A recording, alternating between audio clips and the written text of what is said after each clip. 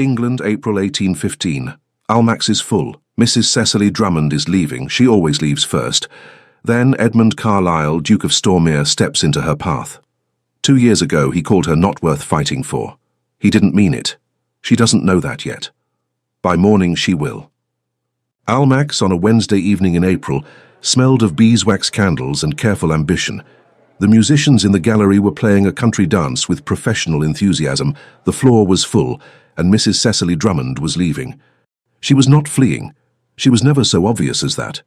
She had paid her respects to the patronesses, danced once with Colonel Farris, and once with young Mr. Thorpe, who had stepped on her hem and apologized 4 times, and drunk half a glass of lemonade, which was all Almack's lemonade merited. Her aunt, Mrs. Harriet Price, was deep in conversation with Lady Forsyth near the card-room, and would not miss her for another hour at least. Cecily had done what was required of her. She was going home. She moved through the room with the particular grace of a woman who had learned in 3 years of widowhood to take up exactly the space she chose and no more. The crowd parted without quite noticing it was doing so.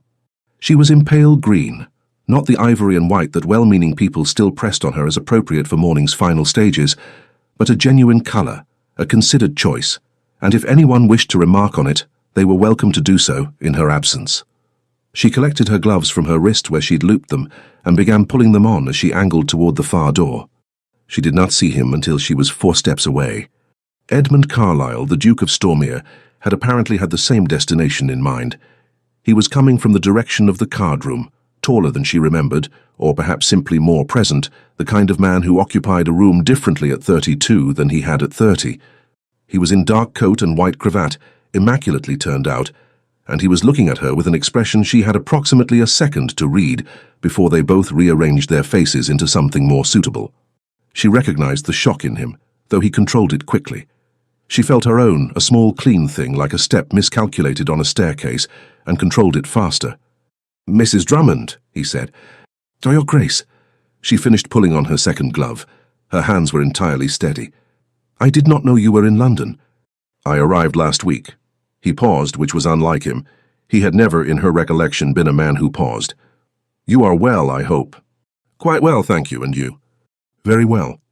They had once talked for 4 hours about Cowper and the nature of solitude, and whether a person could be simultaneously content and restless. Now they were exchanging the precise, empty currency of people who had nothing to say and were saying it correctly. Around them the room continued. Cecily was aware of 2 women near the refreshment table who had noticed the exchange and were constructing a narrative from it. She was aware of Lady Forsyth's daughter watching from across the floor with the bright, avid attention of a girl who collected social information the way other girls collected ribbons. She was aware that she and Edmund were standing slightly too close for the conversation to look accidental. She took a small, unhurried step back, just enough. "I was just leaving," she said pleasantly. "I hope you enjoy the evening." Something crossed his face, too fast to name, too specific to be nothing. He recovered immediately. "Of course, good evening, Mrs. Drummond." "Good evening." She left. She did not look back. She did not need to look back to know that he was still standing where she'd left him, because that was the nature of exits. You only felt their effect if you turned around to measure them, and she had cured herself of that particular habit years ago. The footman fetched her wrap. The cool April air outside was a relief she didn't show on her face. She waited for her aunt's carriage with perfect composure, and only in the dark interior on the way home did she close her eyes for a moment and make a careful inventory of what she felt. Surprise, that was legitimate. She hadn't expected him.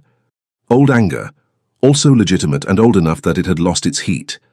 Something else. She named it precisely, because she had learned that unnamed things were more dangerous than named ones. It was the feeling of a door she had shut and locked being knocked on from the other side. She registered it, and locked it again, and moved on. By the time the carriage reached her aunt's house on Wimpole Street, she had finished the inventory. She went to bed and slept without difficulty.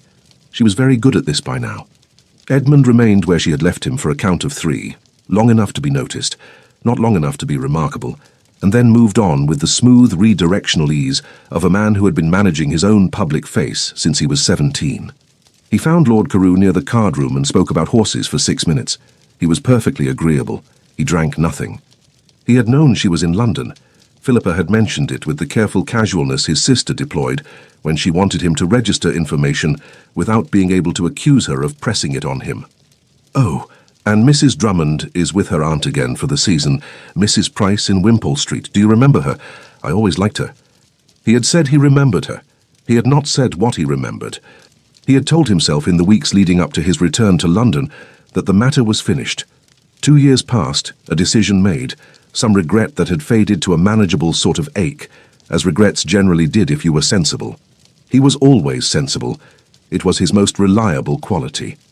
But she had been 4 steps away with her gloves half on, and her expression arranged with such precise, pleasant neutrality, the expression of a woman who was absolutely fine and intended you to know it, and something had shifted in him that he couldn't immediately name and disliked intensely. She had left. She had been leaving when she found him. She continued leaving once they'd spoken.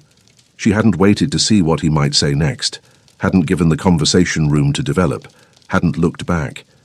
He had stood there watching the place where she'd been, and had a sudden disorienting sense that the person who'd miscalculated was not the woman walking away. He pushed the thought flat and went back to Lord Carew, who was saying something about a grey mare he was considering at Tattersall. He made it to White's by 11. Several acquaintances were present. Conversation was easy, the wine was good, and he had very nearly achieved the state of comfortable social vacancy that passed for relaxation among men of his kind when Viscount Pemley dropped into the chair opposite him. Pemley was 38, indolent, observant, and constitutionally incapable of letting a silence alone. "Saw you at Almack's earlier," Pemley said, accepting a glass. "Didn't stay long." "Long enough." "Busy evening." Pemley examined his wine. "Lot of familiar faces. I see Mrs. Drummond is back for the season." Edmund said nothing. "Handsome woman," Pemley continued in the tone of a man who had said things like this 1,000 times and watched what happened. "Much admired, apparently. Bellamy's been paying particular attention." He paused. "You know Bellamy. Sir Hugh. Good man. Decent property in Wiltshire." "I know Bellamy." "Widow of 3 years, solvent estate, looks like that." Pemley tilted his glass. He'd be a fool not to try. Edmund looked at him with the expression, flat, measured, slightly bored, that generally ended conversations. Pemley, who had known him too long to be intimidated, merely smiled into his drink. "Another glass?" Edmund said. "Thought you'd never ask." Edmund poured it. He did not think about Sir Hugh Bellamy looking at Cecily in pale green with her gloves half on. He was quite certain he did not think about it at all. He ordered another drink. It was late. The fire was very warm. Somewhere in London, in a house on Wimpole Street, Cecily Drummond was almost certainly already asleep and had probably thought about him for less time than it had taken him to order this drink. He drank it. He went home. He lay in the dark of his townhouse bedroom and stared at the ceiling and thought about almost nothing. The morning call was Philippa's idea, which meant it was not technically Edmund's fault. This was the account he gave himself, and he found it mostly persuasive. His sister had determined, with the cheerful tyranny she applied to most social arrangements, that she wished to call on Mrs. Price and Mrs. Drummond on Thursday morning, and had mentioned this at breakfast with the specific timing, just after Edmund had committed to no other engagements before noon. That suggested the mention was not accidental. "I can come with you," he had said, as if the thought had simply occurred to him. Philippa had cut her toast with great serenity. What a good idea! Mrs. Price's drawing room was on the first floor. Pleasant, slightly over-furnished in the way of someone who had gathered a life's worth of good things and was reluctant to part with any of them. There were books on 2 of the side tables and a set of botanical prints above the mantel that were genuinely fine, and Edmund had barely registered any of it, because Cecily was sitting in the chair nearest the window and stood to receive them with that expression, composed, warm enough, giving nothing away. "Lady Philippa, what a pleasure." She kissed Philippa's cheek, then to Edmund, "Your Grace, good morning." There it was. Your Grace. He had been Edmund once, for approximately 6 weeks 2 seasons ago in her presence. He had not been Edmund since. "Good morning," he said. Mrs. Price descended on them with the particular energy of a woman who genuinely liked company, and was also making careful note of everything. She was 55, sharp-eyed, rather splendidly dressed, and she had clearly been told about Wednesday evening, because she looked at Edmund with the kind of interested attention that she worked to make appear casual, and failed. Tea was produced. Conversation distributed itself around the room in the manner of morning calls, Philippa to Cecily, Mrs. Price to Edmund, everyone perfectly pleasant and performing the social function of the hour. Edmund watched Cecily. Not obviously. He had more practice than that. But she was sitting in three-quarter profile, and in the morning light through the window she looked. He did not finish the thought. He attended to Mrs. Price, who was asking him about the season's entertainments, and gave her an answer that was apparently satisfactory. "And do you intend to stay the full season, Your Grace?" Mrs. Price asked. "I believe so.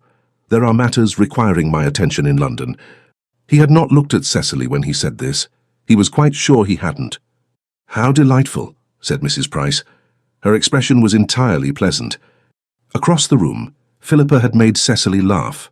A real laugh, brief and unguarded, which she suppressed quickly, but not quickly enough. Edmund looked up, too late to see the cause, but not too late to see the end of it. Cecily, pressing her lips together against the remainder of the smile, shaking her head slightly. Something about a book, apparently. Philippa was gesturing at the side table.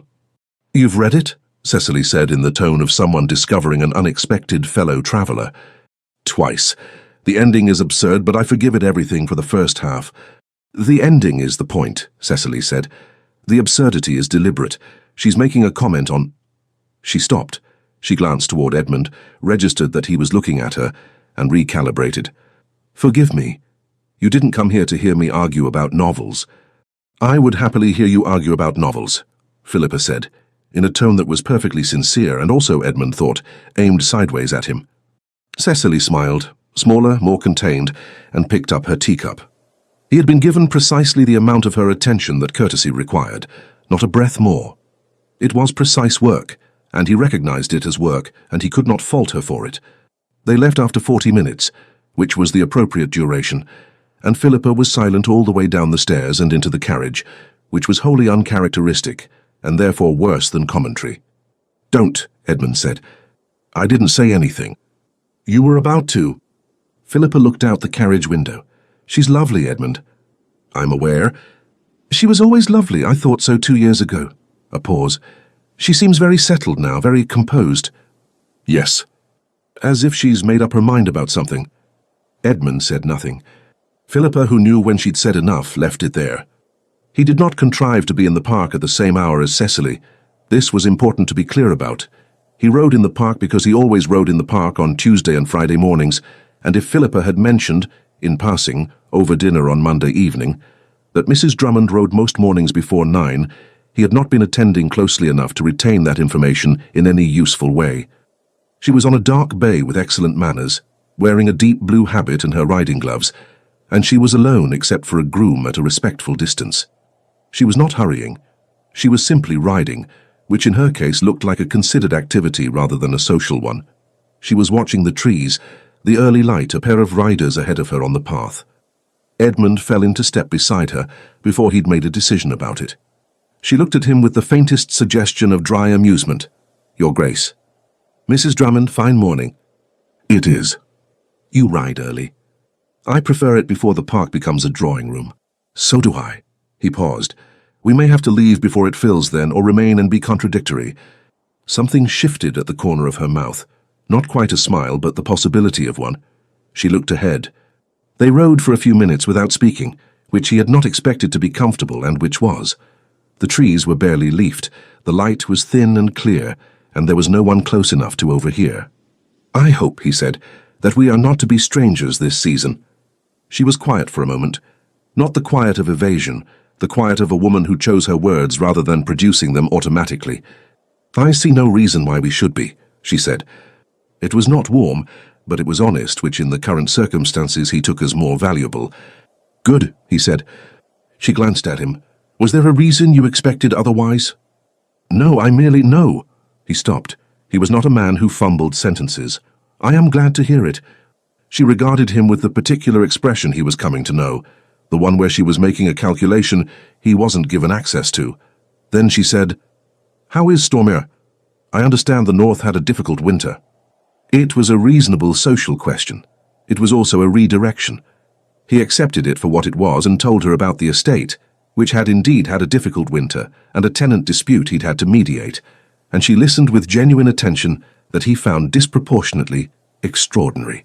She is listening to me, he thought, and then felt the full absurdity of the thought that he had spent 2 years managing the impression of being listened to by a great many people and had apparently lost track of what actual attention felt like. That must have been complex to resolve, she said. Tedious is the more accurate word, but yes, those disputes rarely have clean endings. Mine had a moderately clean one. Both parties believe they won, which I understand to be the best available outcome.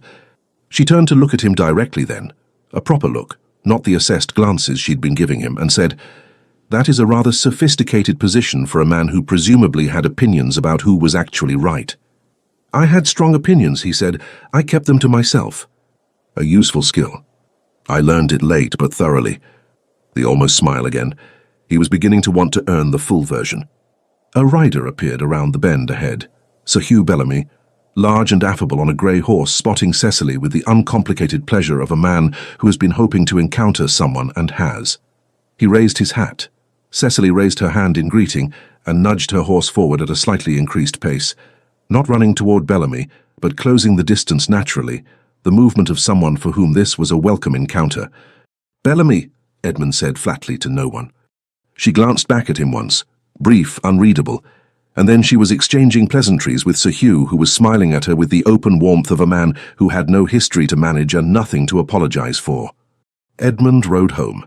He did not stay to be introduced, which would have been the obvious social move and which he could not manage with anything approaching equanimity. He rode home and changed and sat in his study for 20 minutes doing nothing, which was not a habit of his, and which he found actively unpleasant. The lending library on New Bond Street was a good one, better than most, with a proprietor who had strong opinions about what deserved shelf space and exercised them without apology. On a Thursday afternoon, when the rain had driven most of polite London indoors, the streets had taken on the resigned pewter quality that April produced without apology, and the library was warm and quiet and smelled of paper and damp wool. Edmund had been directed here by his own bookseller in search of a specific natural history pamphlet. He was not expecting to find anyone he knew. He found Cecily in the section devoted to natural history and travel, which he registered as a surprise and then, almost immediately, as not a surprise at all. She was holding a large quarto and reading the index with the concentrated expression of someone who was actually deciding whether to borrow it, not simply holding a book as a social prop. She had a second volume tucked under her arm. She had not yet noticed him. He stood 3 feet away, considering whether an interruption was welcome. Then she looked up, the way a person does when they sense presence, not because they were watching for it, and the consideration became moot. "Mr." she started, then corrected herself with the slight compression of a woman who dislikes getting things wrong. "I was going to say Mr. Carlyle, which is not right." "It was right once," he said, "before I inherited." "I know. I've never decided if the automatic promotion is a convenience or an inconvenience. Both at different hours of the day." She looked at him for a moment. Then she moved slightly to one side, making room in the aisle, which he took as invitation. "What are you looking for?" he asked. She showed him the spine. Pennant's Arctic Zoology. The second volume, the one covering the northern seas. She had clearly been here before. She had the proprietor's system in hand. "Natural history," he said. "There is a dispute in the literature," she said, with the specific tone of someone who has arrived at a position and intends to defend it. 3 sources report a species of large northern whale whose habits and dimensions do not match any previously catalogued variety. A 4th source insists the first 3 are all recounting the same exaggerated sighting, probably from a Dutch expedition in 1768. I wish to form my own view." He looked at her steadily. "You are attempting to adjudicate a dispute among naturalists." "I have an estate with a reasonable library and a great deal of time in which to be interested in things," she said evenly. "I find it more productive than some alternatives." "What alternatives?" "Being interesting," she said, "or rather performing the appearance of it." The distinction was so precisely stated that he found himself, not for the first time, not even for the 10th, wishing he'd been less careful 2 years ago and more honest. "Do you find whales more reliably interesting than people?" he said. "Considerably more predictable." A pause. "Though I have encountered 1 or 2 people who gave them a fair run." He reached past her, carefully with enough space that it didn't constitute anything, and pulled a slender volume from the shelf. It was a translated account of a Dutch Arctic expedition, published in London 15 years prior, with a thorough appendix on cetacean sightings from the northern fisheries. "This came in last autumn," he said. "The translator's notes in the appendix are more thorough than the main text. If your whale is in any record before 1800, he'll have found it." She took the volume from him and opened it with the unself-conscious practicality of someone who had spent a great deal of time in libraries. She went directly to the appendix. Read for approximately a minute. "It's here," she said. "Is it?" 3 separate sightings, 2 Dutch, 1 English, all independent. She turned the page. A pause, then quietly. "The translator's note says the dimensions are consistent across all 3. He thinks it is a real species." She looked up. Her expression had lost the careful composure of the last several days. She simply looked pleased, the way a person does when they receive news they were hoping for, without any management of the fact. He felt something go quiet in him that had been making a great deal of noise. "Gratifying," he said, "when evidence confirms the thing you suspected." She looked at him with a faint, wondering expression, as if she were deciding whether the remark had a second meaning, then apparently decided it didn't, and returned to the page. "It is," she said, "thoroughly gratifying." They spent 40 minutes in the library after that. He found the pamphlet he'd come for. She borrowed the Dutch account and, under mild protest, the Pennant volume as well when he pointed out she'd need the Latin nomenclature in the first volume to verify the appendix citations. "You know the Latin nomenclature," she said. "I know enough to know it'll slow you down if you don't have it." She considered him for a moment. "You've read Pennant?" "My father had the full set. I read the Arctic volume twice as a boy. I thought the accounts of ice I found them very vivid." Something shifted in her expression then. Something small and private, not quite visible. The expression of a person filing a detail in a place that matters. They talked about the expeditions after that. The voyages, the strange determined courage of men who sailed into ice for scientific purposes. And then, about whether curiosity was an instinct or a cultivated habit. And then, improbably, about the difference between loneliness and solitude. She said, "I used to confuse them, I don't now." He said, "I think I still might." She looked at him. The confusion usually resolves itself once you've spent enough time alone by choice, rather than default. He wanted to ask whether she was alone by choice. He didn't. The conversation had reached the edge of something, and he recognized the cliff. Outside, the rain had not stopped. She was waiting for her carriage, and he was waiting for his. They stood under the awning in the particular temporary proximity of people who have had an unexpectedly honest afternoon and are not quite sure what to do with it. "Thank you," she said, "for the Dutch volume. You would have found it yourself." "Eventually." A pause. "But now I can go directly to the appendix." He watched her get into her carriage. She didn't look back. She was already opening the book. He stood on the pavement in the April rain and thought that this was probably one of the finest afternoons he'd spent in recent memory, and that if there was any justice in the universe, it would count for something.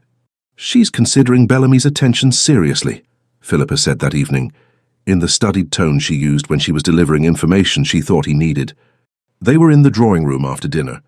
Edmund was reading, or had been reading, and was now holding the book with the same finger between the same pages it had been on for 15 minutes. "Is she?" "So Mrs. Price implies. He called 3 times in the last fortnight. She rides with him." Philippa paused. "He's a good man, Edmund. He genuinely is."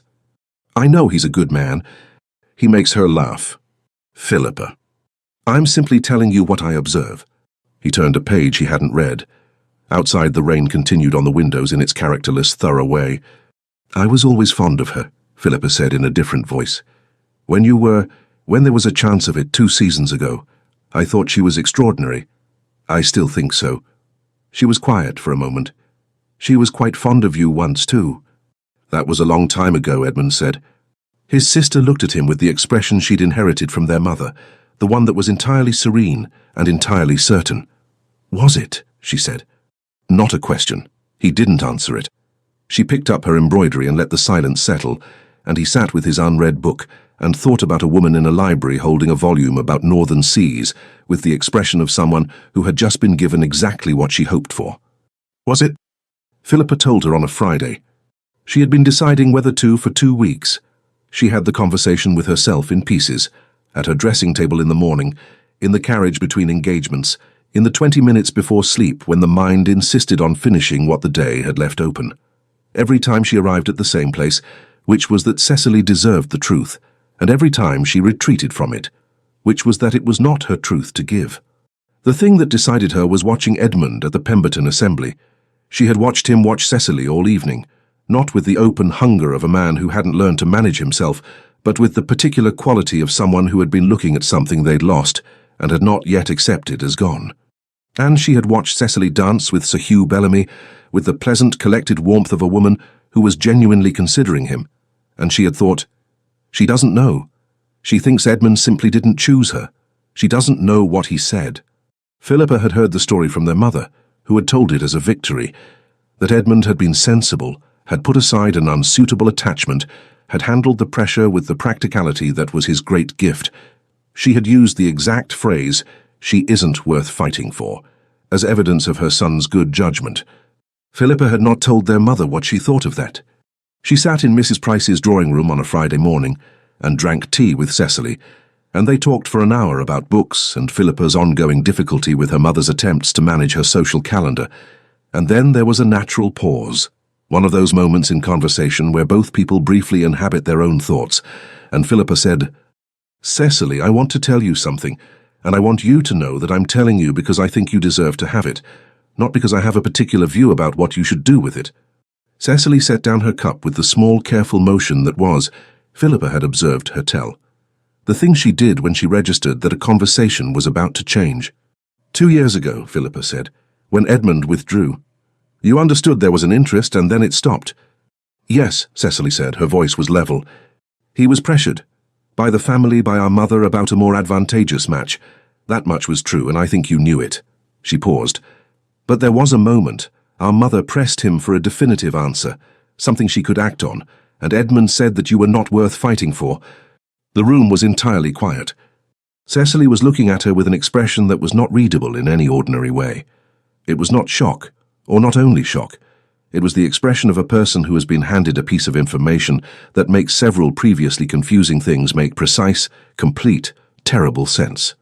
"Those were his exact words," she said. "They were," Philippa said. "I heard them from our mother, who repeated them as evidence of Edmund's good sense." She paused. "He was wrong to say it. I believe he knew he was wrong the moment he did. I think he has known it since." She met Cecily's eyes. "I am not telling you to make you angry with him. I'm telling you because you are apparently in the middle of making a significant decision, and I think you should be making it with the full information, not the kind version." The silence held for a moment. "Thank you," Cecily said, "for telling me." Her voice was entirely steady. "I mean that. I know it is. I know it costs something." "Yes." Cecily reached forward and picked up her teacup again. Her hand was perfectly steady. She took a sip, set it down, looked at the window, then back at Philippa. "It costs something." They sat for a moment. Cecily was looking at the middle distance with the contained stillness of someone running a very thorough internal process that she had no intention of sharing. Then she said, "How are your plans for the Hargreaves ball?" Philippa blinked. "I went fine, we're attending." "Good." Cecily smiled at her. It was a real smile, not a performed one, and it was also entirely opaque. "I'll see you there." Philippa walked out into the street, feeling that she had done a necessary thing, and that necessary things were rarely clean, and that Cecily Drummond was either the most composed woman in London or was doing an extraordinary job of looking like one. She suspected it was both, and that the distinction mattered very much. Cecily did not cry, not because she had no cause, but because the feeling the information produced was not a weeping feeling. It was a cold, clarifying feeling, the particular quality of understanding that arrives when the story you have been telling yourself about something was the generous version, and the actual version is simpler and worse. She had told herself for 2 years that Edmund had withdrawn because of his family's pressure and his own caution. She had told herself there were understandable reasons. She was a widow with a modest estate. He was a duke with dynastic obligations. The arithmetic was unfavorable, and people made decisions based on arithmetic. She had not blamed him. She had, with some effort, understood him. She had not known that when pressed, he had looked at the question of her and determined she was not worth the argument. She sat in her room for 1 hour after Philippa left. She looked out the window. She thought about her marriage, about Gerald Drummond, who had been a decent man in most practical respects, and had also, in every way that mattered, not thought she was worth much effort. She had known that from the second year. She had stayed because leaving was unthinkable, and done her duty, and made herself comfortable in the diminishment. She had built her life back after. Renfield Park, which was hers by birth, the property she had brought to the marriage under a specific settlement her father had insisted upon, the one piece of legal ground she stood on that was entirely solid. She had managed it herself and managed it well, and the life she had made there was the first one in her adult memory that felt genuinely her own. She had sworn, with the particular ferocity of a woman who has learned something hard at cost, that she would never be settled for again, that she would never be the thing a man talked himself into or talked himself out of. She isn't worth fighting for. She stood up. She dressed for the Hargreaves ball. She wore the dark red gown she had bought in October, which she knew perfectly well was the most striking thing in her wardrobe, and which she had been waiting for the right occasion to put on. Let anyone remark on it, she was 3 years out of mourning and she wore the colours she chose. The Hargreaves Ball was one of the larger entertainments of the early season, held in a Grosvenor Square townhouse that had been opened and lit and staffed to within an inch of its life. The ballroom held 80 people comfortably, and rather more than that on this particular evening. And by 9 o'clock the room was warm, the music was excellent, and Cecily had danced 3 times. She was not, to casual observation, different from usual. She was composed, pleasant, engaged.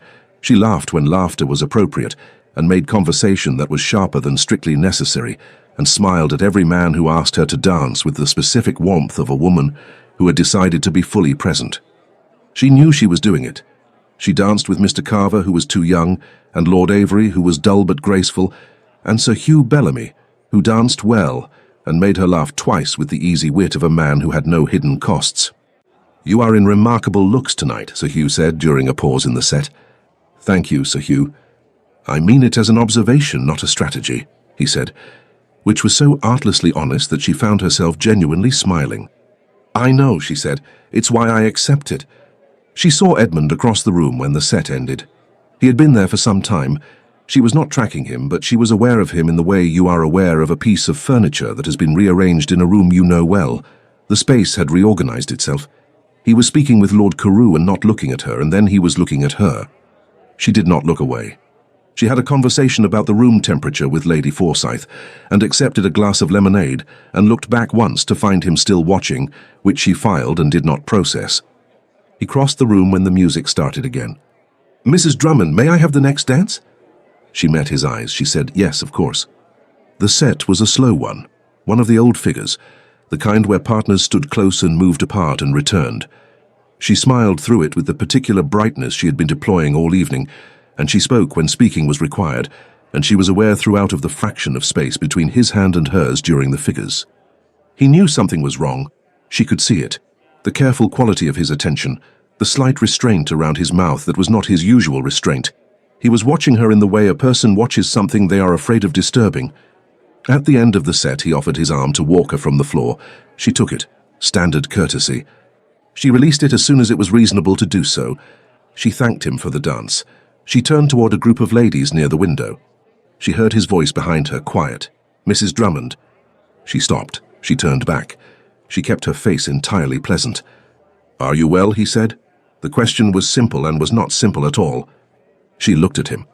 In the candlelight, his expression was careful, controlled, but there was something underneath it that she could see because she had had occasion over the last 3 weeks to learn what his actual face looked like under the managed version. "Perfectly," she said. "Thank you, Your Grace."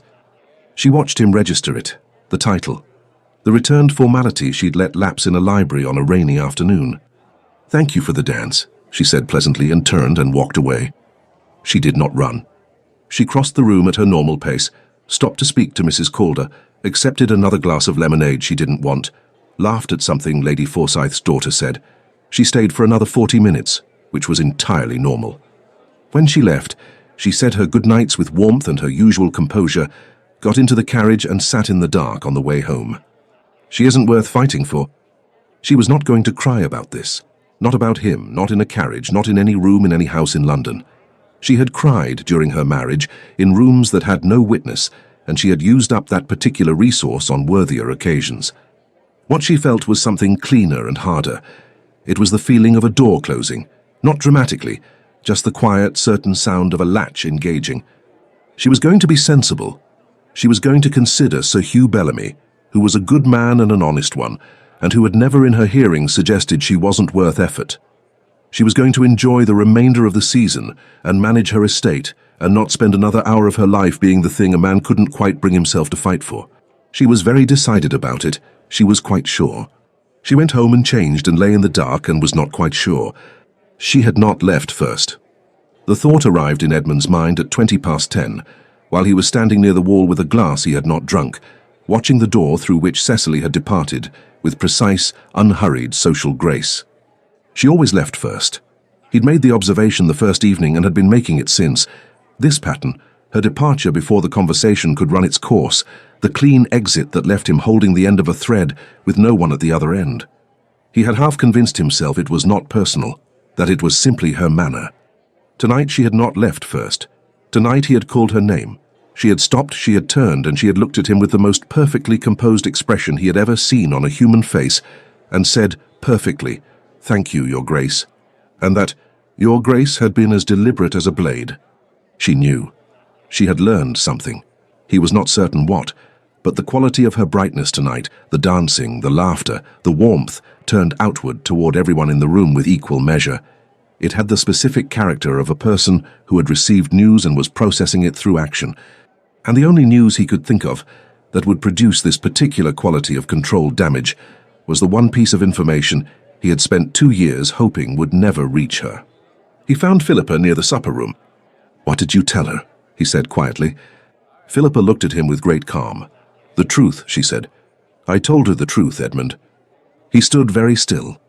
Around them the party continued. Music, conversation, the clink of glasses, all the relentless noise of a room full of people performing their best versions of themselves. "I know it was not mine to tell," Philippa said. "I made that calculation, and I made it deliberately. She was going to choose, Edmund. She was going to choose between you and Bellamy, and possibly half a dozen others, and I couldn't let her do it without knowing what you'd actually said. I'm sorry if it was the wrong decision." She looked at him. "I'm not sure it was." He said nothing. He was looking at the door through which Cecily had gone. "What will you do?" Philippa asked. He had no answer. He didn't stay much longer. The carriage home was very quiet, and he sat in it with the particular stillness of a man who has been waiting 2 years for the moment when something becomes irrecoverable and who is beginning to understand that the moment may already have passed. "She isn't worth fighting for." The words had a different weight, heard from the inside. He remembered the moment precisely. His mother's drawing room in Northumberland, December, the fire going, her voice at its most efficient. The voice she used when she wanted to make clear that a question had been asked and required an answer, and that she had patience for exactly one answer and no further discussion. She had pressed him. He had been tired, and he had been cornered, and he had said the thing that would end the conversation, the thing that sounded like a decision already made. He had known it was wrong before he finished saying it. He had not gone back to correct it. He had told himself there was nothing to correct, that the decision had been made, that the reasons were real, that the arithmetic was what it was. He had told himself this for 2 years with diminishing conviction, and had arrived at this season already knowing it for what it was. A cowardice he had dressed up as practicality. She had been married to a man who hadn't valued her. He knew this, not the details, but the shape of it, visible in the way she held herself in rooms, in the habit of leaving before being dismissed, in the careful, total self-sufficiency she had constructed. He had known it, and had let her believe he was another version of that man. He got home. He went to his study. He poured himself a drink and did not touch it. He sat at his desk and thought, with the discomfort of full honesty, that Philippa was not wrong, that Cecily deserved the information, that the only thing worse than her knowing would be her choosing him, if she ever did, without it. He could write. He could call. He could do any number of things that were almost certainly too late. Outside, London made its nighttime sounds. Somewhere across the city, in a house on Wimpole Street, Cecily was. He did not know what Cecily was. She would have closed the cabinet door on this with the specific, clean resolution of a woman who had decided not to be hurt by things she couldn't control. She had said, "Your Grace," and she had not looked back, and he understood both things. He sat in his study until the candle burned low and the drink remained untouched, and he thought about a woman who had learned to leave first and was not going to forgive him easily for giving her reason to. He went to Wimpole Street on Saturday morning. He had rehearsed nothing. This was deliberate. He had learned at some cost that rehearsed speeches produced the impression of sincerity rather than the substance of it, and Cecily Drummond was not a woman who could be managed by impression. He would say what he meant. He would say it plainly. He would accept whatever she gave him in return.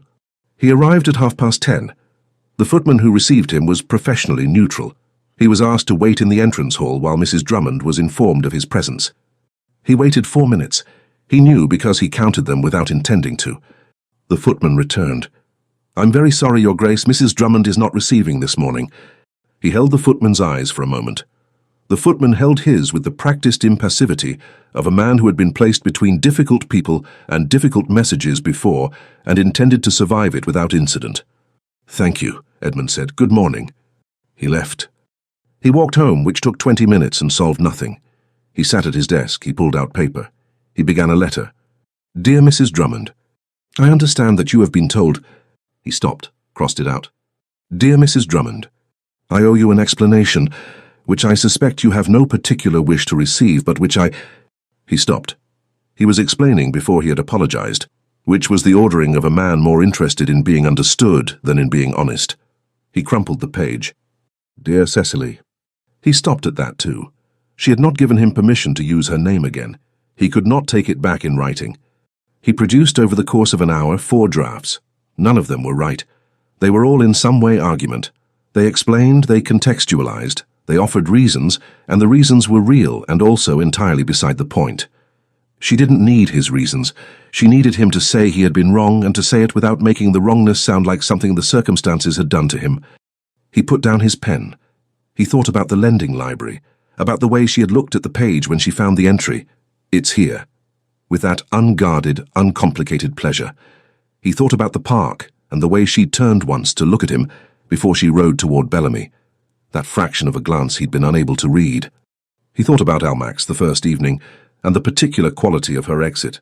Not theatrical, not punishing, just clean. The decision of a woman who had learned to manage her own departures. He thought, "She left before Gerald Drummond could dismiss her. She is leaving before I can." He thought, "She cannot leave before I have said the thing that needs saying." He put the unfinished letter in the drawer. He would not write it.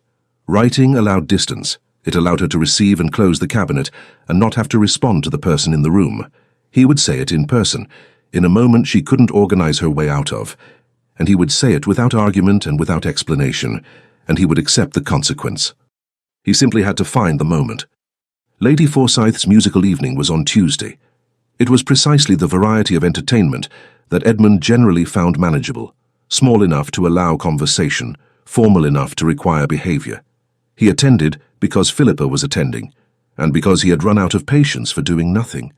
The house was in Portman Square, the drawing room rearranged to accommodate 2 rows of chairs facing a pianoforte, and a small dais where Lady Forsyth's niece would presently perform. Perhaps 30 guests, precisely the dimensions that made it impossible to be in a room without being in a room with someone. Cecily was there. He saw her when he entered. She was speaking with Sir Hugh Bellamy, which he received with the blunt, unpleasant clarity that accurate information always produced. And then he found his seat and settled into it and told himself to be still. Lady Forsyth seated people as she liked. This was her prerogative and her entertainment, and she exercised it with the cheerful authority of a woman who had been running rooms for 30 years and trusted her instincts. She placed Edmund in the 2nd row, 3 seats from the aisle. She placed Cecily 2 seats away from him, slightly forward. He did not look at her immediately. He looked at the program. He listened to Lady Forsyth introduce her niece and the evening's music with a warmth that managed to be both gracious and self-congratulatory. The niece performed with real skill, a Mozart sonata, then a simpler piece, then a song that was quite lovely, and required the room's complete attention. Edmund listened. He was aware of Cecily's profile to his left, not turned toward him, not away, simply present in the way that a person who is entirely composed is present. During the first interval, conversation broke out in the room. Several people stood.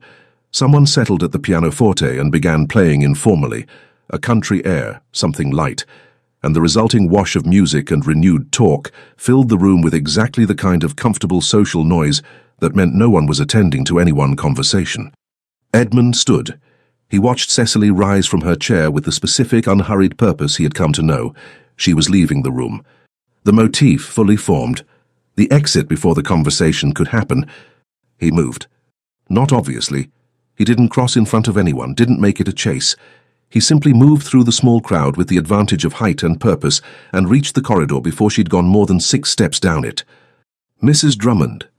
She stopped. He had not called her name in any room where they were alone, and the corridor was, in this moment, effectively alone. The door to the drawing room standing open behind them, the informal pianoforte, and the rise of interval conversation, a steady cover from within.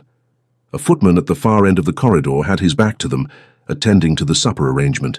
They had, at most, 2 minutes before someone followed them out. She turned to face him.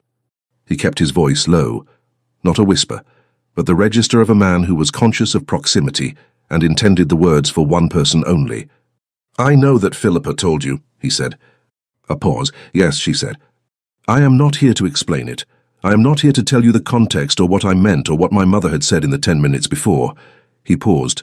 "I am here to tell you that I was wrong, that what I said was not true, and that saying it, even privately, even to close a conversation, was a cowardice I am ashamed of." She was watching him with that careful, opaque attention. She did not speak.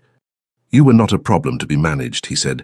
"You were not a calculation that didn't balance. You were—" He stopped. He was very close to explanation. He pulled back. "I was wrong. That is what I came to say." The corridor held the particular quality of a space just beyond a room full of people. Muffled warmth from within, the piano still going, voices threading through it. Cecily had not looked away. She was looking at him with an expression he couldn't fully read, and then he could, and it was not what he expected. She looked tired. Not devastated, not angry, not even cold. She looked like a woman who had been carrying something for a long time and had just been told it weighed less than she'd thought, which was somehow harder than being told it was exactly as heavy as she'd feared, because at least the weight she knew she could hold. "I appreciate you saying so," she said. "Cecily—" The name left him before he decided to use it. He saw her register it, the slight shift in her expression, not pleasure exactly, but the memory of a time when she had let him use it and what that had meant. "I don't want your appreciation," he said, quieter still. "I want you to know that it was not true, that it is not true, that there is not a room I have been in this season where I was not aware of you, that the library was not an accident, that I have thought of almost nothing else since the morning I failed you." He held her gaze. "I am still in love with you. I have been in love with you since the winter of 1813, and I was a fool and I was a coward, and I said a terrible thing, and I am telling you now what I should have said 2 years ago." Silence. She was perfectly still. He said, "I do not expect you to forgive it. I am not asking for forgiveness. I am asking you to know the truth of it, which is that you were always worth fighting for. You were worth everything I failed to offer you, and I know that does not repair what I did." He met her eyes. He did not look away. "I know it does not." From the drawing room came the sound of the piano resolving into something more deliberate, Lady Forsyth's niece returning to perform, the room settling back to attention. In perhaps a minute, the corridor would be the wrong place to be standing. Cecily said, "Why are you telling me this now?" He said, "Because Bellamy is going to offer for you, and I find I cannot watch that happen and say nothing." A pause, then, "That is not a very flattering reason." "No?" He held her gaze. "The flattering reason is that I have been in love with you since the winter of 1813, and I was a fool and a coward, and I am asking you not to choose someone else before I've had the chance to be neither." She looked at him for a long moment. The expression on her face was the one he had come to know as her real one, not the managed version, not the composed performance, but the actual face of a woman in the middle of deciding something that mattered to her. "I need time," she said. "Yes." I don't know what I think. I need time to think." "I understand." She looked at him once more, a look that was searching and private, and let him see nothing except that she was genuinely uncertain, which was more honest than anything else she'd given him in 3 weeks. Then she turned and went back into the drawing room. He remained in the corridor for a moment. From within, the niece had resumed, something slow and clear, the room gone quiet around it. He straightened his coat. He went back inside. He sat down. He attended to the rest of the music, with approximately none of his attention. The evening ended at 10:30. Carriages were called. Guests moved through the entrance hall in the unhurried way of people who had enjoyed themselves and were in no great rush to end it, collecting wraps and exchanging final pleasantries with Lady Forsyth, who stood at the door and discharged her hostess duties with visible satisfaction. Edmund's carriage had been called. He stood just inside the entrance hall to one side, waiting while the press of departing guests thinned. Philippa had been waylaid by Miss Hargreaves and was still in the drawing room. He had no particular reason to hurry. The last of the guests passed through the front door. Lady Forsyth turned to speak to her butler. The footman near the stairs had moved toward the supper room. The entrance hall was, for a moment, simply empty, the candles burning, the sound of the remaining guests in the drawing room behind the closed door, the quiet tick of the bracket clock. Cecily came down the stairs. She had gone up to collect her wrap. A dark wool pelisse buttoned now her gloves on. She was descending at her usual unhurried pace, and she saw him at the foot of the stairs and did not alter her step. She reached the bottom. They were the only two people in the hall. "Your carriage?" she said. "Any moment," he paused. "Yours?" "Mrs. Price sent it early. It's waiting." They were 3 feet apart in the candlelit entrance hall of a house whose mistress was occupied, and whose footman had briefly, collectively, found other things to do. The drawing-room door was closed. The front door stood slightly open to the night, showing the dark and the lamplit street beyond. But no one was on the steps, no one was in sight. He looked at her. She was looking back at him with that expression, the in-between one, not the managed neutrality and not the real version, but the state that existed between them, the one that was only possible when they were briefly beyond the reach of anyone who might see and construe and report. He said her name quietly, just that. She did not look away. He stepped forward, one step close enough, and she tipped her face up without stepping back, and he kissed her. His hand at her jaw, light and certain, hers at his sleeve, a brief grip of her fingers through the wool. Not long. Not the kind of thing anyone walking in would have seen in enough time to make a story of it, but long enough to be deliberate, long enough to be real. He pulled back. She was very still. Her fingers released his sleeve. She looked at him with an expression he had no single word for, not surprise, not its absence, something more complicated and more private than either. "Cecily," he said again, because it was her name and he had been wanting to say it for 2 years. From the drawing room came the sound of the door opening. Voices, Philippa's among them, the approaching conclusion of the evening. Cecily took one step back. She settled her wrap at her shoulders with the composed efficiency of a woman who had always been very good at reassembling herself. Her expression by the time Philippa appeared was entirely pleasant. "Lady Philippa," she said warmly, "good evening. It was a lovely program." Philippa looked between them with the expression of a woman who was noting a great many things and choosing to note none of them aloud. "Wasn't it? Are you waiting for your carriage, Cecily? I can—" "It's outside, thank you." Cecily smiled at her, at Edmund, the same smile, precise and warm and giving nothing away to any observer, and moved toward the door. "Good evening." She went out. He heard the carriage door, the footman's murmur, the sound of wheels. Philippa looked at him. "Don't," he said. She said nothing. She looked at the door through which Cecily had gone, and then at her brother, and pressed her lips together against whatever she had been going to say, which took visible effort. He found his own carriage. He sat in the dark interior and stared at the opposite seat, and permitted himself for approximately 30 seconds to feel something uncomplicated. He was not sure he succeeded, but the attempt was honest. He slept badly. This was not a novelty. What was a novelty was the quality of it, not the grinding, restless bad sleep of a man with debts or obligations circling, but the alert, bright-eyed insomnia of someone whose mind had been given too much real material to process and was working through it with cheerful thoroughness at 3 in the morning. He lay in the dark and thought about the entrance hall, about her expression, about the word time, which was a concession and also not a refusal, and which he had been turning over like a coin since the corridor. He thought about Bellamy, who was a good man, who made her laugh, who had no history of failing her and no reason to apologize and every practical advantage, a clean slate, good intentions, the simple, straightforward decency of a man who had looked at Cecily Drummond and thought yes, without any of the hesitation or the cowardice or the 2-year gap of absence and regret. He got up at 6. He dressed. His valet appeared and was dismissed with an efficiency that left the man looking faintly insulted.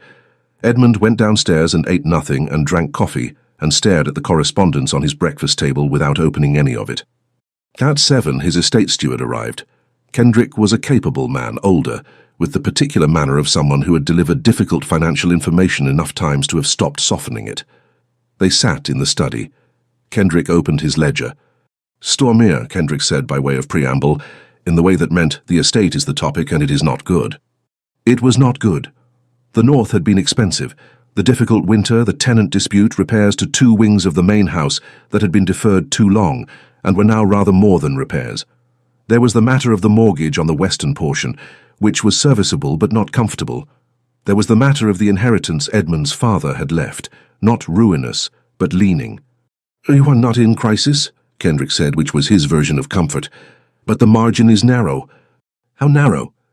"A difficult year narrows it further. A good year, steady rents, the northern holdings performing as they should, widens it."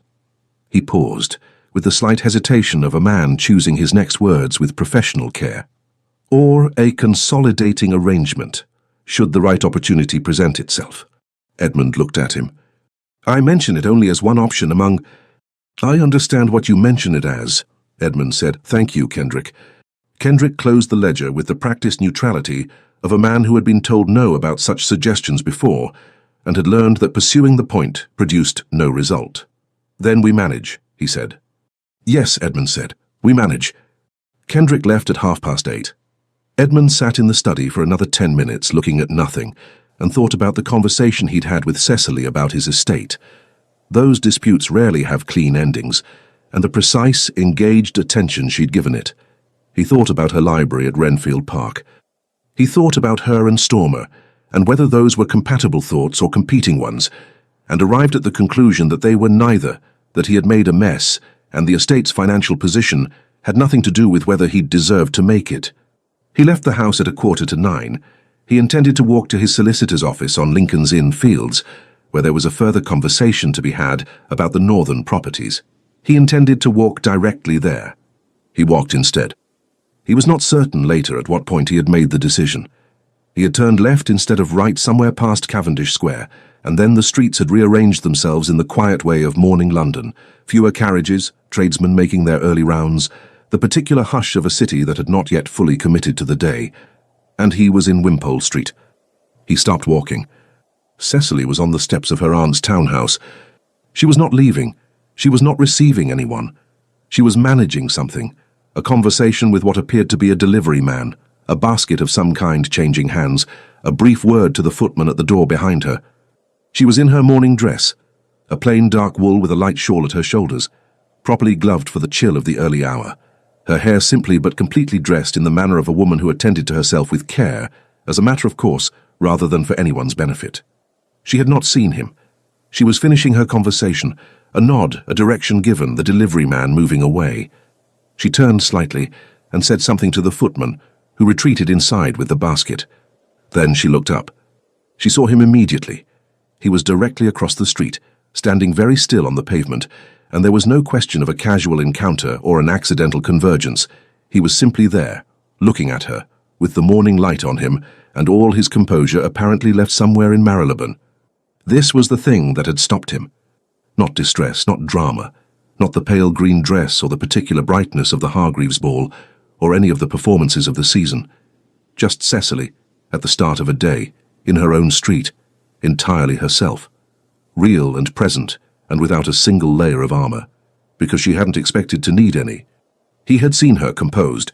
He had seen her composed specifically in the face of him, which was the version she presented to anyone who might observe, and it was lovely, and it was entirely real, and it was also constructed. What he was seeing now was the version underneath, the woman who ran an estate and made decisions before 9 in the morning and read about Arctic whales in lending libraries and had a dry wit that she deployed without much concern for whether people were keeping up. He had been a fool for 2 years.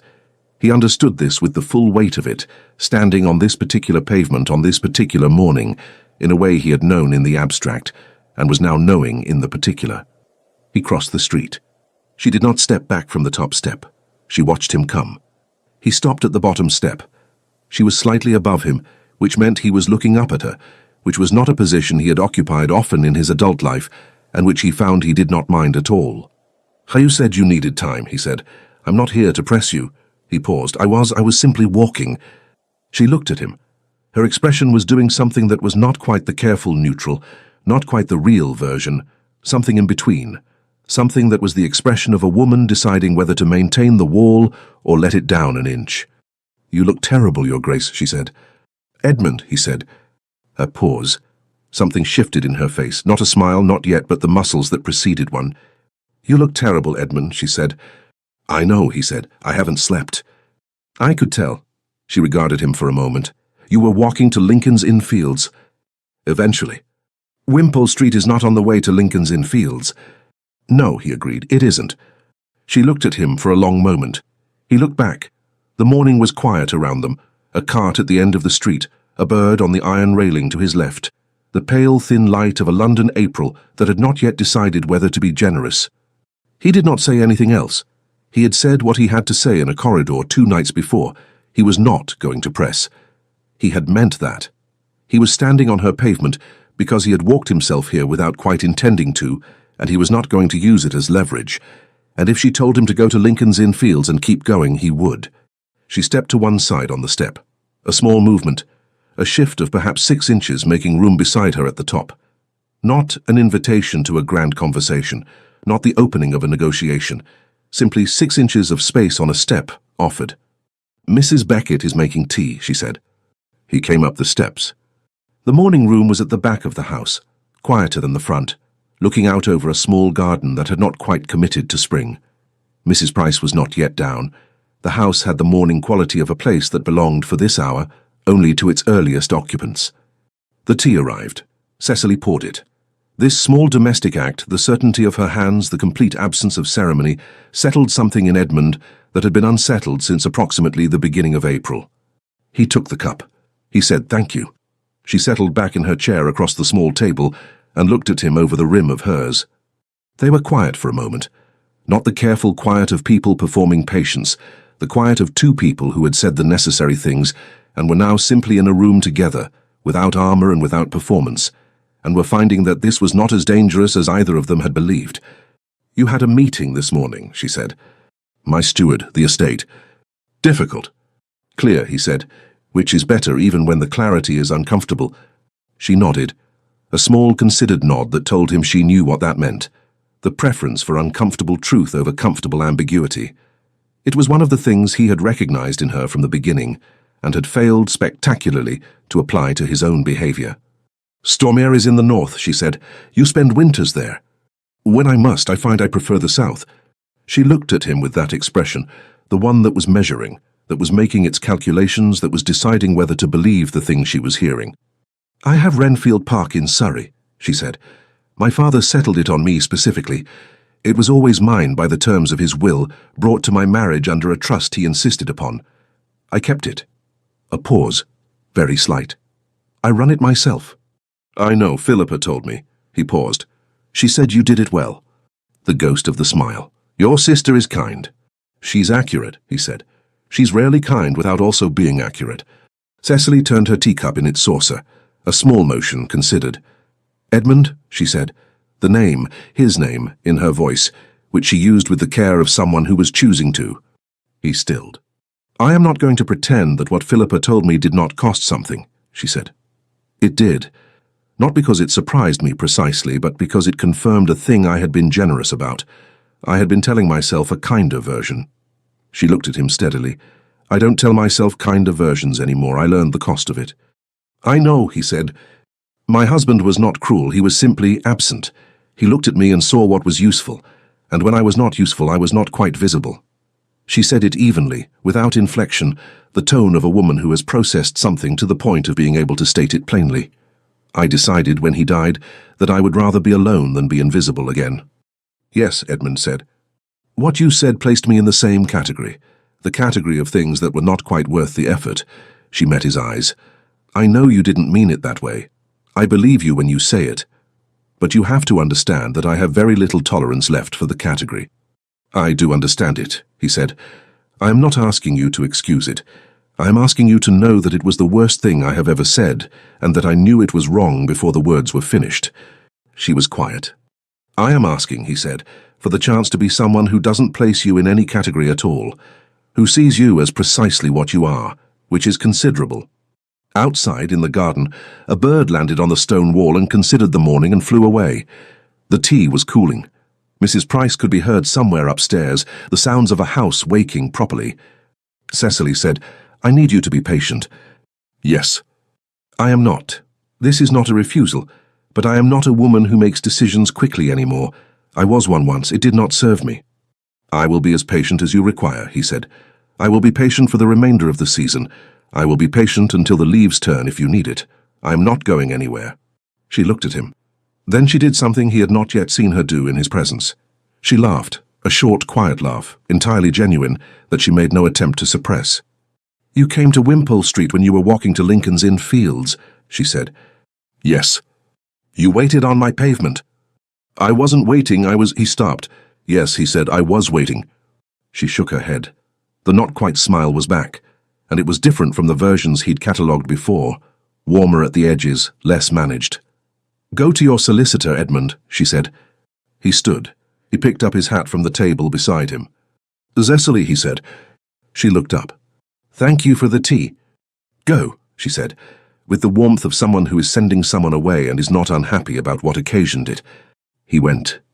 He walked to Lincoln's Inn Fields, which in the April morning was a considerable distance, and he walked it at a pace that was more than required, and he felt, despite the steward's ledgers and the narrow margins and the long way still to go, something he had not felt in some time, which was the specific and entirely irrational lightness of a man who has been given a door left open and knows it.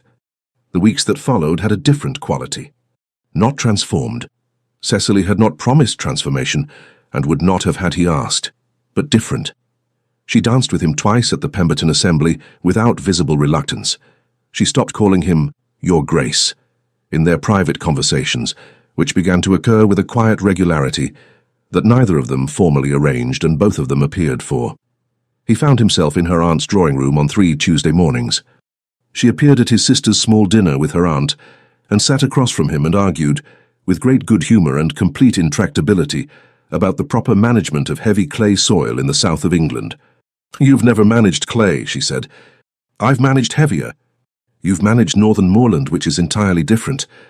I managed it badly for 3 years before Kendrick told me. Your steward told you.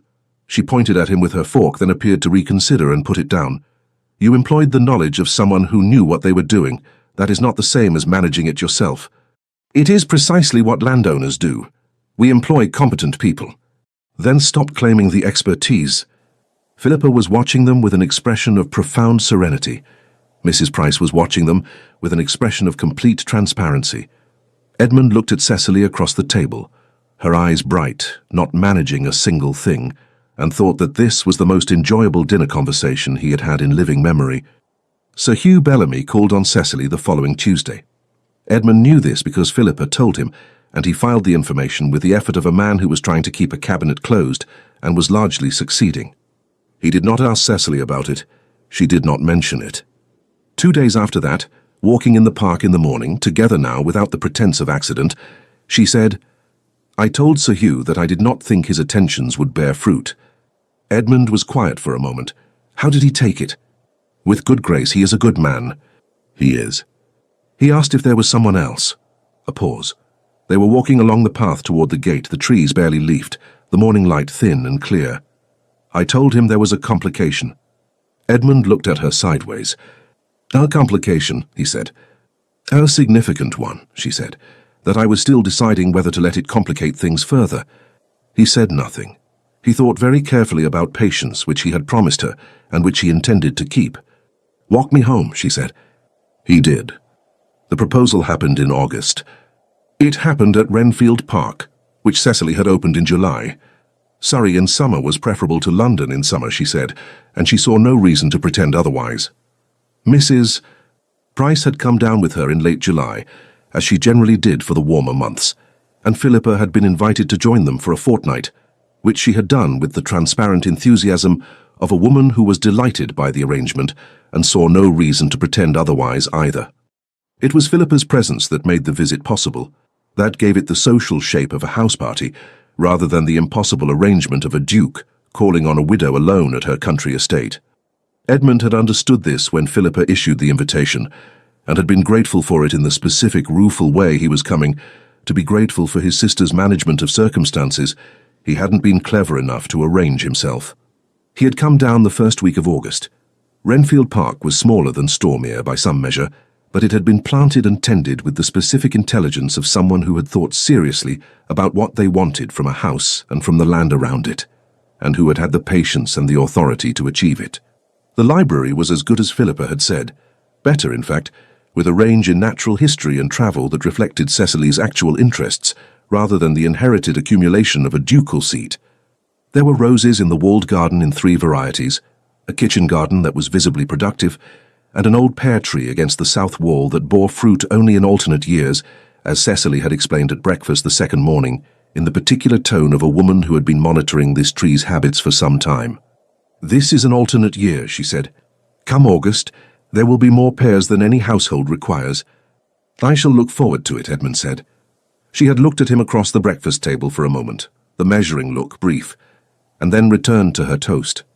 He had said it without calculation, which meant the calculation had apparently been happening somewhere he didn't have full access to, and what it had produced was the simple and entirely clear knowledge that he intended to be wherever she was for the foreseeable future, and that the time for patience had done its work. He found her in the walled garden after luncheon. Mrs. Price was resting. Philippa had gone out with the Harcourt girls from the neighbouring estate. The house had the suspended quiet of a warm afternoon, and the garden was full of August light, the roses past their first flush but still going, the pear tree overhead dense and green. Cecily was standing near the garden table, with her gloves on and her hat properly tied. She had, he suspected, been inspecting the kitchen garden, which she supervised herself with the same matter-of-fact attention she gave to everything she cared about. She turned when she heard him come through the gate and regarded him with that expression, the measuring one, and he saw her read his face. She took one slow breath. She did not speak. He stopped a few feet from her. "I am not," he said, "a man who has much practice with simplicity. I have managed things and organized things and said the careful version of everything for most of my adult life." He stopped. He looked at her in the afternoon light, entirely real and entirely herself. "I love you. I want to marry you.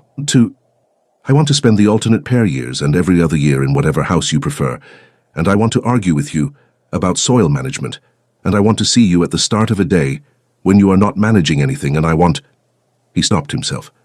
"I want this, specifically, you, specifically." Cecily looked at him for a long moment. Then she laughed. It was the real laugh, brief and unguarded and not suppressed, the one he had first heard in the library, the one he had been wanting to earn again since. "Specifically," she repeated. "Is that insufficient?" "No."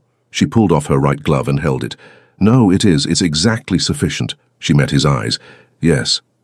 He crossed the 3 feet between them and kissed her properly. The third time.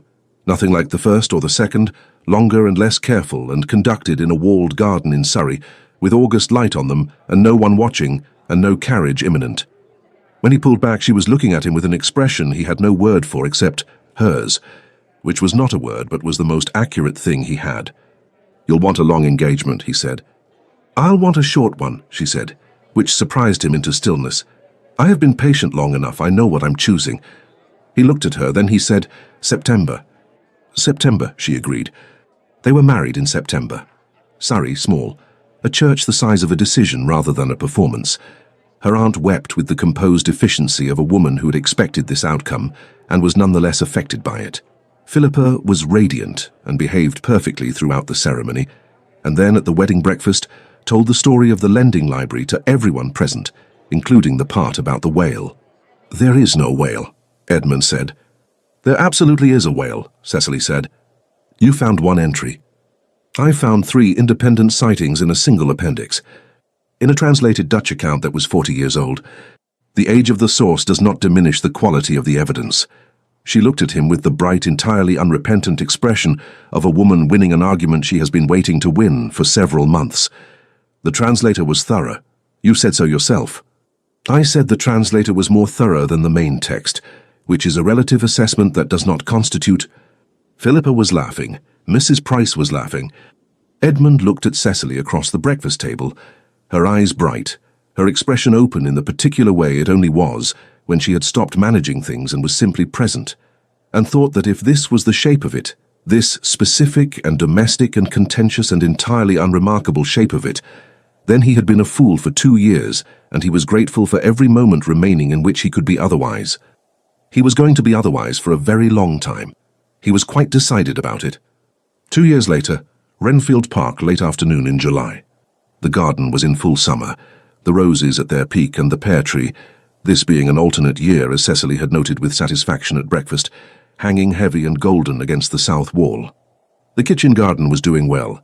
There had been a discussion at luncheon about the courgettes, which had exceeded all expectation, and were now something of a household crisis, and which Edmund had offered to manage by writing to Kendrick about the northern kitchen garden's requirements, which Cecily had said was the most ducal possible response to a vegetable surplus.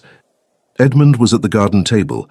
He had been reading but had stopped reading some minutes ago, and was now simply sitting in the light with the book open before him and his attention on something closer to rest than he had been capable of for most of his adult life. The door from the house opened. Cecily came out with Eleanor on her hip. Eleanor was 8 months old.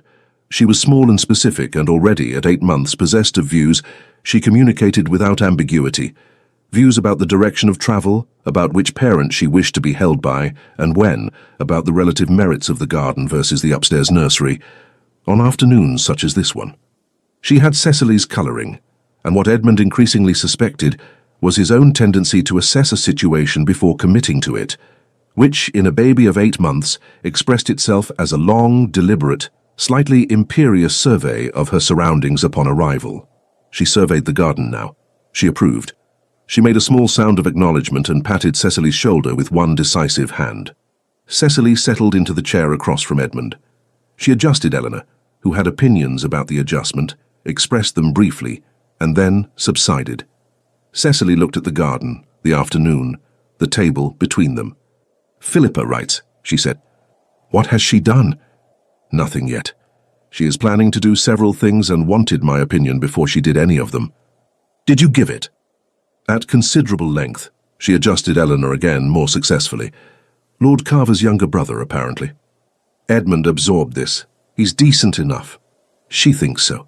She wants to know what I think." Cecily looked at him. "I told her that decent enough and good enough are not the same category, and that she should be clear in her own mind which one she means before she encourages him further." "She'll know which one she means." "She will." A pause. "Hugh Bellamy married Miss Alderton last spring." "I know, I saw him at Carew's in June. He seemed very well." "He is, she's excellent. I had a letter from her last month. She's exactly the sort of person he needed."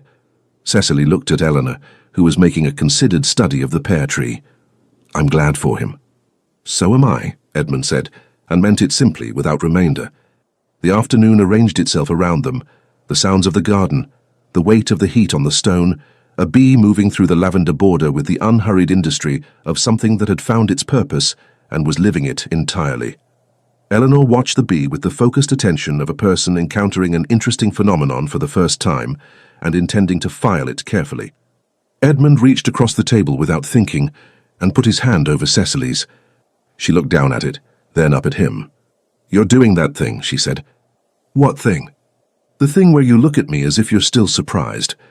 He considered this, outside himself with the deliberate honesty he'd been practicing for 2 years. "I might always be a little surprised," he said. "It is not," she said, with the dry precision that was entirely hers, "a very settled feeling for a married man." "And it's a very specific feeling," he said. "I don't think settled and specific are the same." She shook her head, not in disagreement in the way she did when she was conceding a point she found more agreeable than she intended to let on. The expression on her face was the one he had no word for still, the one that was only hers, that he saw most clearly at moments like this, when she was not managing anything and was simply present. Eleanor made a decisive sound. She had completed her assessment of the pear tree and had identified her father as the next subject of interest and was making her position known with the directness of a person who had not yet learned to want things quietly. Edmund picked her up without ceremony. She settled against his coat with the specific competence of someone who had done this before and knew how it worked, looked up at him once with Cecily's eyes, and then apparently decided he was satisfactory and turned her attention outward. He put one hand flat against her back. The particular weight of her was something he had no category for. He had been finding since August of the year before last that the most important things resisted the frameworks he'd spent his life organizing things into, resisted and required him to simply be in them, which was not a skill he'd come to easily, and which he was still learning, and which was better than anything he could have managed with expertise. Cecily was watching them. Her expression was open in the way it was when she had stopped performing anything and was simply herself in the afternoon in her garden. 3 years ago, she had learned to leave before being dismissed. 2 years ago, she had let him back through a door she'd had every reason to keep shut. 1 year ago, she had sat across this same garden table on a September morning, 2 weeks after their wedding, and looked at him with the specific expression of a woman taking stock of something real and finding it, with some astonishment, exactly what she'd been told it was. She reached across the table. She put her hand over his. The gesture returned, her thumb moving once across his knuckles, small and deliberate. The bee was still in the lavender. The pear tree was full in the alternate year. The late afternoon light was the particular gold of a Surrey July that had decided finally to be generous. Cecily did not leave. She stayed. Don't forget to like and subscribe, or at least leave a comment if you enjoyed the story.